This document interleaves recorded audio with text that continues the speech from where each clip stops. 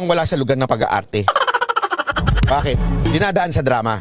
You know why? Dramatic actor ito, magaling magdrama, feeling mo may pinaglalaban siya, pero sa totoo lang, magaling si Robin Padilla umarte sa'yo, umayos ka. Okay? At yung mga sinasabi niya, susuplakin natin isa-isa. As in, ipapasinungalingan natin ang mga sinasabi nitong Yorme na ito. Yorme, pasensya ka na ha, kung naboboboy mo yung mga ibang tao, ako po hindi.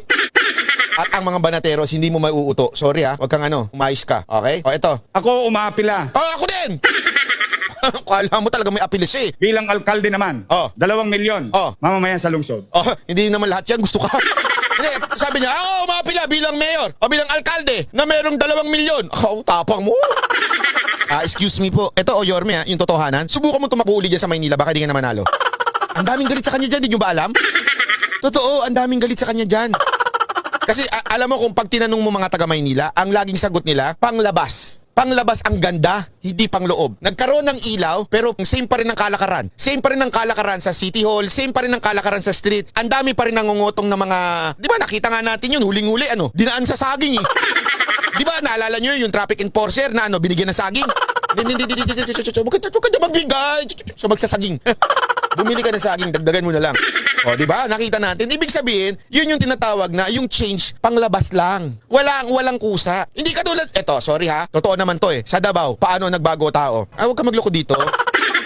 Dito ka magloko ka? Ito talaga, pag tinanong mo yung mga taga Davao noon nung panahon ni Pangulong Duterte, dito magloko ka? Subukan mo mag-isnat-isnat dyan.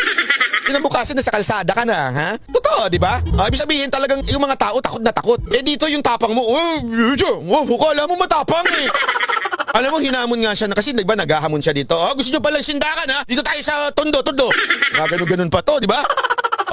Alam mo, sabi sa mga taga Mindanao, meron ako nabasa na post, yung taga Mindanao, nakakilala ko, sabi niya, dito ka sa Mindanao pumunta, try mo, yung tapang mo, punta ka dito sa Mindanao. Try mo lang, sige na, one time lang. At inaapila ko na rin. Sige. Yung alam namin, kapag gusto niya, pakita ko sa kanya yung chat ng iba't ibang tao. Sige. Maghanda kasi kayo. Huwag kayong maghanda sa eleksyon. Kayo naghahanda sa eleksyon, makapagbintang kayo. Huwag kasi. Maghanda daw. Kayo. Huwag kayo maghanda sa eleksyon. Your Honor.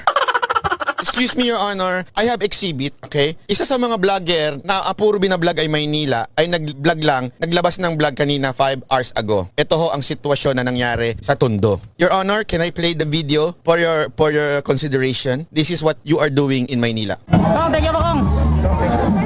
Maraming salamat po, ingat po. Pwede na picture. Wala tayo maluwag ka. Lagi naman. Oo.